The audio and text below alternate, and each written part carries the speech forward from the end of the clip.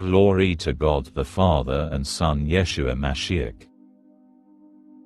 2 Kings chapter 5. The healing of Naaman. Naaman, commander of the king of Aram's army, was highly respected and esteemed by his master, because through him Adonai had brought victory to Aram. But although he was a brave warrior, he also suffered from Zariat. Now on one of their raids into Israel's territory, Aram carried away captive a little girl, who became a servant for Naaman's wife. She said to her mistress, "I wish my lord could go to the prophet in Shomron. He could heal his Zariat." Naaman went in and told his lord, "The girl from the land of Israel said such and such." The king of Aram said, "Go now, and I will send a letter to the king of Israel." He set out, taking with him 660 pounds of silver, 6,000 pieces of gold and 10 changes of clothes. He brought the king of Israel the letter, which said, "When this letter reaches you, you will see that I have sent my servant Naaman to you, so that you can heal his Zariat." When the king of Israel finished reading the letter, he tore his clothes. "Am I God, able to kill and make alive?" he asked, "so that he sends me a man to heal of Zariat? You can see that he is only seeking an excuse to quarrel with me." But when Elisha the man of God heard that the king of Israel had torn his clothes, he sent a message to the king, "Why did you tear your clothes? Just have him come to me, and he will know that there is a prophet in Israel."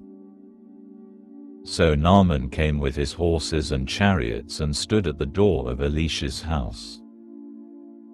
Elisha sent a messenger to him, who said, "Go and bathe in the Jordan 7 times. Your skin will become as it was, and you will be clean." But Naaman became angry and left, saying, "Here now. I thought for certain that he would come out personally, that he would stand, call on the name of Adonai his God and wave his hand over the diseased place and thus heal the person with Zariat. Aren't Amana and Parpar, the rivers of Damasek, better than all the water in Israel? Why can't I bathe in them and be clean?" So he turned and went off in a rage. But his servants approached him and said, "My father, if the prophet had asked you to do something really difficult, wouldn't you have done it? So, doesn't it make even more sense to do what he says, when it's only, bathe and be clean?"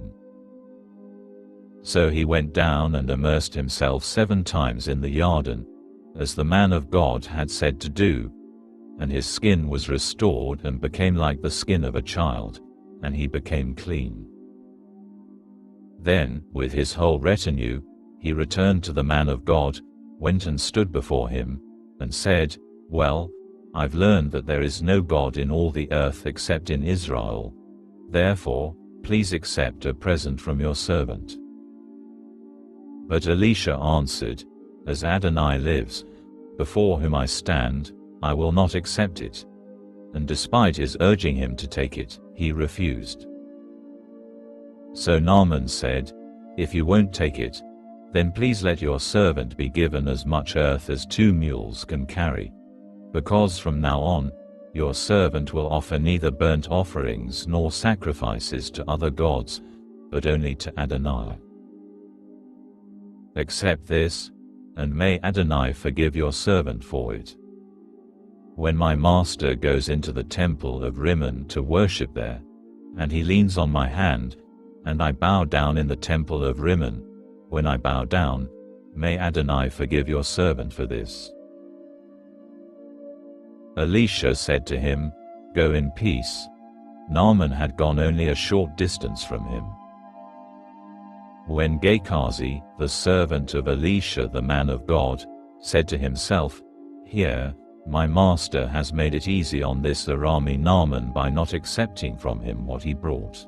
As Adonai lives, I'll run after him and get at least something from him." So Gehazi hurried off after Naaman. When Naaman saw someone running after him, he got down from his chariot to meet him and asked, "Is everything all right?" "Yes," he replied. "My master sent me with this message. 2 young men have just now come to me, guild prophets from the hills of Ephraim. Would you be kind enough to give them a talent of silver, 66 pounds, and 2 changes of clothes?" "By all means, take 2 talents," said Naaman, pressing him. He tied up the 2 talents of silver in 2 bags and gave them, with the 2 changes of clothes, to 2 of his servants, who carried him ahead of Gehazi. On reaching the hill, he took the bags from them and put them away in the house. Then he let the men go, and they left. He went in and stood before his master. Elisha asked, "Where have you been, Gehazi?" "Your servant hasn't gone anywhere," he said. Elisha said to him, "Wasn't my heart there with you when the man left his chariot to meet you?